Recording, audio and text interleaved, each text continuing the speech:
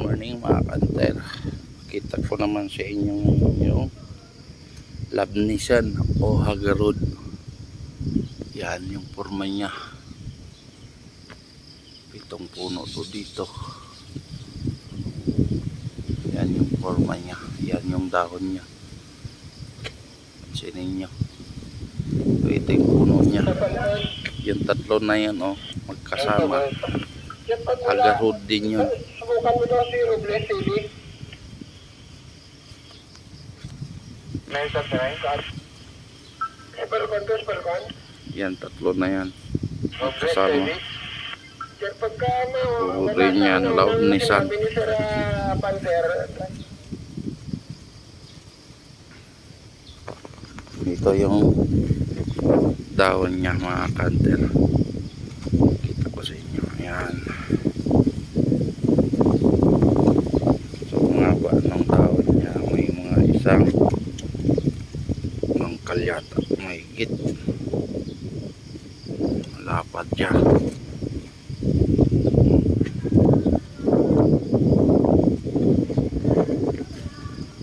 Ayan o.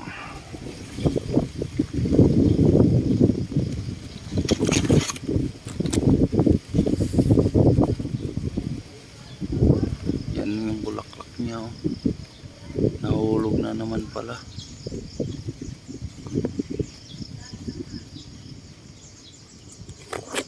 Nahulog na naman. Hindi tayo nakakuha ng binhi.